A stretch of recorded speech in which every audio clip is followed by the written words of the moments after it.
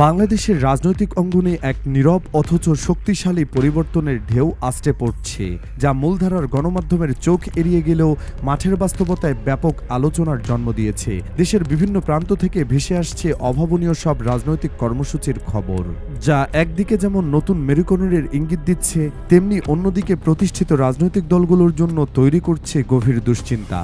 সম্প্রতি লক্ষ্মীপুরের মাটি সাক্ষী হয়েছে এক ঐতিহাসিক শোডাউনের, যা এই জেলার বিগত রাজনৈতিক ইতিহাসে এক নজিরবিহীন ঘটনা হিসেবে বিবেচিত হচ্ছে এবং বৃহৎ পরিসরের মিছিল এর আগে এই জনপদে আর কেউ দেখেনি বলেই দাবি করছেন স্থানীয় পর্যবেক্ষকরা। লক্ষ্মীপুর ২ আসন থেকে জামায়াতে ইসলামী মনোনীত সংসদ সদস্য প্রার্থী মাস্টার রুহুল আমিন ভাইয়ের নেতৃত্বে পরিচালিত এই মোটর শোভাযাত্রাটি এতটাই বিশাল ছিল যে এর রেশ ধরে আলোচনা এখন জেলার প্রতিটি কোনায় কোনায় ছড়িয়ে পড়েছে। এই অপ্রত্যাশিত শক্তি প্রদর্শন বলতে গেলে প্রধান বিরোধী দল বিএনপিকে এক মহা দুশ্চিন্তার সাগরে নিমজ্জিত করেছে। অথচ আশ্চর্যজনকভাবে জাতীয় পর্যায়ের কোনো গণমাধ্যমে এর গুরুত্বপূর্ণ খবরটি ঠাঁই পায়নি। মূলধারার কোনো সংবাদ মাধ্যমে এর দৃশ্য ফুটেজও পাওয়া যায়নি। এটি যেন এক সম্পূর্ণ মিডিয়া ব্ল্যাকআউটের শিকার, এক অলিখিত নিষেধাজ্ঞার চাদরে ঢাকা পড়ে আছে এই রাজনৈতিক ঘটনাবলী। ঠিক একই ধরনের পরিস্থিতি দেখা গেছে চাঁপাইনবাবগঞ্জেও, যেখানে বিএনপির হেভিওয়েট নেতা হারুনের নেতৃত্বাধীন একটি মিছিলের পর জামায়াতের মনোনীত সংসদ সদস্য প্রার্থী, যিনি ঢাকা মহানগর দক্ষিণের আমির নুরুল ইসলাম বুলবুল, তার নেতৃত্বে এক বিশাল মোটর শোভাযাত্রার আয়োজন করা হয়। গত শুক্রবার সকাল 8:30টায় নবাবগঞ্জ সরকারি কলেজ গেট থেকে শুরু হওয়া এই শোভাযাত্রায় প্রায় ৩,০০০ মোটরসাইকেল অংশ নেয়, যা এক অসাধারণ জনসমাবেশের চিত্র ফুটিয়ে তোলে। জামায়াত নেতা বুলবুলের নেতৃত্বে শুরু হয় এই বিশাল শোভাযাত্রাটি চাঁপাইনবাবগঞ্জের গুরুত্বপূর্ণ সড়কগুলো প্রদক্ষিণ করে এবং চাঁপাইনবাবগঞ্জ পৌরসভার সামনে এসে শেষ হয়। এই ঘটনাটিও এখন চাঁপাইনবাবগঞ্জের মানুষের মুখে মুখে ঘুরছে, তীব্র আলোচনার জন্ম দিয়েছে। স্থানীয় রাজনীতিতে এর প্রভাব সুদূরপ্রসারী হতে পারে বলেই মনে করছেন বিশ্লেষকরা। নোয়াখালীর রাজনীতিতে জামায়াতের উপস্থিতিও বিশেষভাবে লক্ষণীয়। আজ নোয়াখালীতে জামায়াতের প্রার্থী ইসহাক খন্দকার এক অভূতপূর্ব তোলপাড় সৃষ্টি করেছেন। ঐতিহ্যগতভাবে বিএনপি এবং আওয়ামী লীগের শক্তিশালী ঘাঁটি হিসেবে পরিচিত নোয়াখালী ৪ আসনে তিনি হাজার হাজার মানুষের এক বিশাল শোডাউন করতে সক্ষম হয়েছেন। এই ধরনের গণসমাবেশ সাধারণত দুই দলের ক্ষেত্রেই দেখা যেত, কিন্তু এবার জামায়াতের এই শক্তি প্রদর্শন এক নতুন মাত্রা যোগ করেছে।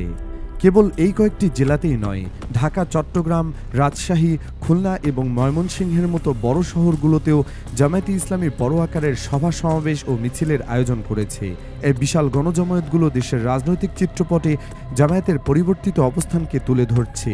তবে এসব খবর মূলধারার গণমাধ্যমে খুব একটা জায়গা পাচ্ছে না। এমন একটি ধারণা তৈরি হচ্ছে যে দেশে যেন বিএনপি ছাড়া আর কোনো রাজনৈতিক দলই সক্রিয় নেই, অথবা তাদের কার্যক্রমগুলো সংবাদযোগ্য নয়। এই একপেশে গণমাধ্যম চিত্র অনেকের মনেই প্রশ্ন জাগাচ্ছে, কিন্তু এই আরোপিত নীরবতার বিপরীতে সাধারণ মানুষের কণ্ঠস্বর ভিন্ন এক গল্প বলে। একজন শ্রমিকের কথা শুনুন, যিনি অকপটে তার ভাবনা প্রকাশ করেছেন। তিনি বলছেন, জামায়াতের দরকার দাঁড়িপাল্লা, চাঁদাবাজি তো করব না, জামায়াত দিলে সব ঠান্ডা হয়ে যাবগা। এই সরল উক্তিটি কেবল একজন শ্রমিকের ব্যক্তিগত মতামত নয়, বরং সমাজের একটি বড় অংশের মানুষের ক্রমবর্ধমান হতাশা এবং জামায়াতের প্রতি তাদের নতুন করে জেগে ওঠা আস্থার প্রতিচ্ছবি। এই মানুষগুলো বিদ্যমান ব্যবস্থার দুর্নীতি এবং চাঁদাবাজিতে ক্লান্ত, এবং তারা জামায়াতের মধ্যে একটি নতুন এবং পরিচ্ছন্ন রাজনৈতিক বিকল্পের সন্ধান করছে।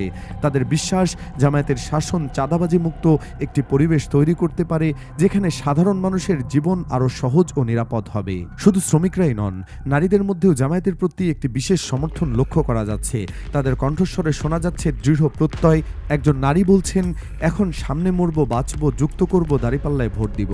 এই বক্তব্যটি কেবল একটি ভোটের প্রতিশ্রুতি নয়, বরং এটি তাদের গভীর বিশ্বাস এবং জামায়াতের প্রতি তাদের অঙ্গীকারের প্রকাশ। জীবনের কঠিন বাস্তবতার মুখে দাঁড়িয়েও তারা জামায়াতকে সমর্থন করতে দ্বিধা করছে না, যা দলটির সামাজিক কাজের গভীর প্রভাবকে নির্দেশ করে। ঐতিহাসিকভাবে বাংলাদেশের হিন্দু সম্প্রদায় আওয়ামী লীগের একচ্ছত্র ভোট ব্যাংক হিসেবে পরিচিত। প্রায় ১ কোটি হিন্দু ভোটারের এই অংশটি বরাবরই এই স্বৈরাচার আওয়ামী লীগের পক্ষে তাদের সমর্থন জানিয়ে আসছিল। বিএনপি হয়তো ভেবেছিল যে আওয়ামী লীগের ওপর কোনো নিষেধাজ্ঞা বা প্রতিকূল পরিস্থিতি এলে এই বিশাল ভোট ব্যাংকটি তাদের বাক্সে চলে আসবে। এ কারণে তারা জামায়াতকে বারবার একটি সাম্প্রদায়িক দল হিসেবে চিত্রিত করার চেষ্টা করে আসছে, যাতে হিন্দু সম্প্রদায় তাদের থেকে মুখ ফিরিয়ে নেয়।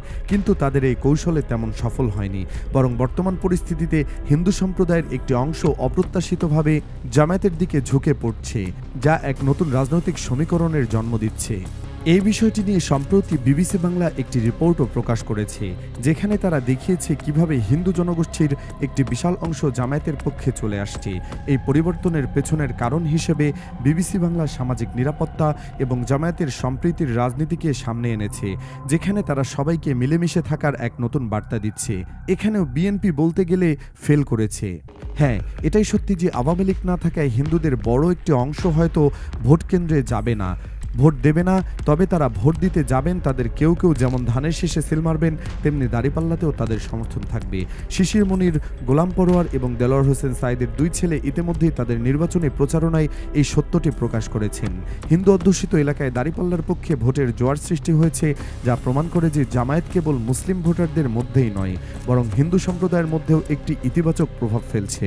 জামায়াতে ইসলামী সবসময় এই তিনটি গোষ্ঠীর শ্রমিক, নারী, হিন্দু ভোটে তুলনামূলকভাবে পিছিয়ে ছিল, কিন্তু বর্তমানে পরিস্থিতি যেন এক ভিন্ন চিত্র তুলে ধরছে। অতীতে পর্যালোচনা করলে দেখা যায় আওয়ামী লীগ ও বিএনপির রাজনীতি যতটা শহরকেন্দ্রিক ছিল, তার চেয়েও বেশি প্রভাব ছিল গ্রামগঞ্জে। গ্রামের ছোটখাটো সমস্যা থেকে শুরু করে থানা আদালতের জটিল বিষয়াদি পর্যন্ত মানুষের যে কোনো সমস্যায় হয় বিএনপি নয়তো লীগের কোনো মাতবররা প্রভাবশালী নেতার কাছে সমাধান খুঁজতে যেত। এটি বলাই বাহুল্য যে জামায়াতের নেতাকর্মীরা বিশেষত তাদের ভদ্র ইমেজের কারণে থানা আদালত কিংবা গ্রামগঞ্জের এসব বিচার সালিশ থেকে দূরেই থাকতেন। তারা এসব ঝক্কি ঝামেলার মধ্যে জড়াতেন না। অন্যদিকে লীগ ও বিএনপি নেতারাই এই সুযোগটিকে পুঁজি করে তাদের ব্যক্তিগত জীবন এবং রাজনৈতিক জীবন উভয়কেই গড়ে তুলেছিলেন। গ্রামীণ রাজনৈতিক অর্থনীতির এই জটিল সিস্টেমটা যারা গ্রামে বসে করতেন তারাই কেবল ভালোভাবে বুঝতে পারবেন। এই ব্যবস্থার মাধ্যমে স্থানীয় প্রভাবশালী নেতারা ক্ষমতা ও প্রভাব বিস্তার করতেন। তবে জামায়াতে ইসলামী বিশেষত গত 5 আগস্টের পর থেকে তাদের ভিলেজ পলিটিক্স বা গ্রামীণ রাজনীতির নীতিতে এক আমূল পরিবর্তন এনেছে। তারা আর শুধু অসহায় মানুষের পাশে পরামর্শ বা অর্থ সাহায্য নিয়ে থাকছে না, বরং তারা মানুষের ব্যক্তিগত সমস্যা সমাধানে সরাসরি থানা বা অফিস আদালতে যেতে শুরু করেছে। বিচার সালিশেও তারা সক্রিয়ভাবে অংশ নিচ্ছে এবং সবচেয়ে গুরুত্বপূর্ণ বিষয় হলো মানুষের ব্যক্তিগত সমস্যা সমাধানের জন্য তারা যখন পাশে দাঁড়াচ্ছে তখন এর বিনিময়ে কোনো টাকা পয়সা নিচ্ছে না। যেখানে বিএনপির লোকেরা অধিক মুনাফার লোভে ঝামেলাকে জিইয়ে রেখে দীর্ঘায়িত করত, জামায়াতের লোকেরা সেখানে যত দ্রুত সম্ভব সমস্যার সমাধান আনার চেষ্টা করছে। এই দ্রুত ও নিঃস্বার্থ সেবা মানুষের মুখে মুখে ছড়িয়ে পড়েছে এবং জামায়াতের সুনাম বৃদ্ধি করছে। ফলস্বরূপ গ্রামে এখন সাধারণ মানুষ আর বিএনপির লোকদের কাছে যান নয়, বরং তারা জামায়াত নেতাকর্মীদের কাছে যেতে শুরু করেছে। এখন গ্রামের ভোটের হিসাবটা কিন্তু এখানেই। আপনার দলের নেতাকর্মী কিংবা দলের প্রার্থীরা মানুষের পাশে দাঁড়ান কিনা, এটাই সেখানে মুখ্য বিষয়। এই জায়গায় জামায়াত সাধারণ মানুষের কাছে বড় ধরনের আস্থা অর্জন করতে সক্ষম হয়েছে। এই সুযোগটি তারা পেয়েছে 24-এর গণঅভ্যুত্থানের পর।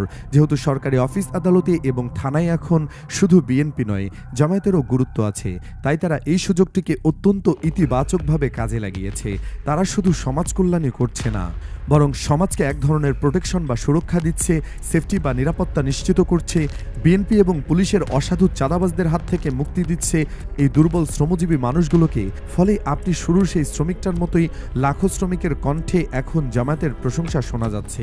এমনকি গার্মেন্টসের শ্রমিকদের মুখে মুখে ডাক্তার শফিকুর রহমানের নাম শোনা যায়, কারণ মিরপুরে যখন একটি গার্মেন্টসে আগুন লাগে সেখানে তিনি সবার আগে শ্রমিকদের পাশে দাঁড়িয়েছিলেন, তাদের প্রত্যেককে অর্থ ও টাকা পয়সা দিয়ে সহযোগিতা করেছিলেন। 5 আগস্টের পর যেখানে সারা দেশে বিএনপির লুটপাটের একটি নেতিবাচক ইমেজ তৈরি করেছে, তখন জামায়াত নিজেদের জাতির কাছে একটি নিরাপদ আশ্রয়স্থল হিসেবে আবির্ভূত হয়েছে, কেবল একটি ধর্মীয় দল হিসেবে নয়।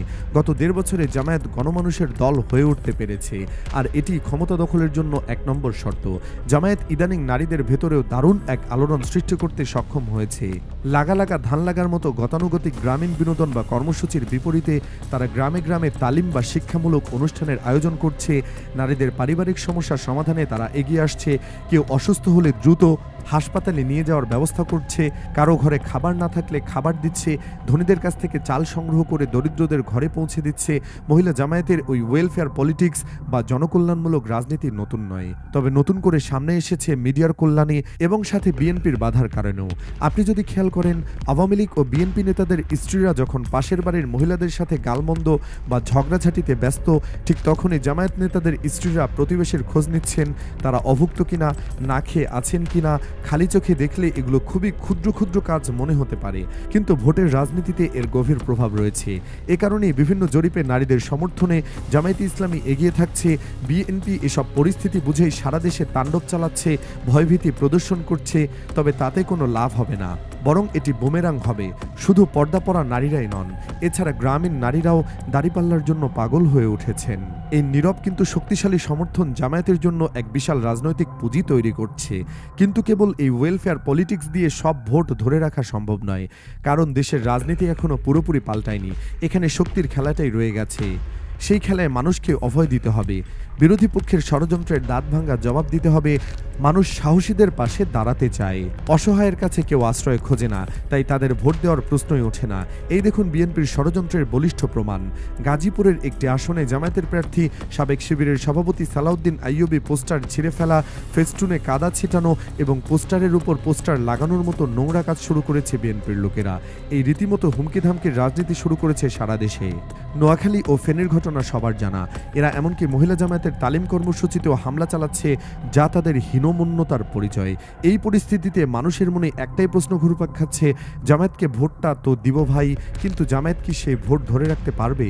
দর্শক, আপনার কি মনে হয়, জামায়াত কি এই বাধা বিপত্তি পেরিয়ে তাদের অর্জিত জনসমর্থন ধরে রাখতে সক্ষম হবে? আপনার মূল্যবান মতামত কমেন্ট ঘরে জানিয়ে দিন। আর এই চ্যানেলে নতুন হলে অবশ্যই সাবস্ক্রাইব করে বেল আইকনটি বাজিয়ে রাখুন, যাতে আমাদের পরবর্তী বিশ্লেষণধর্মী প্রতিবেদনগুলো আপনার কাছে সবার আগে পৌঁছতে পারে।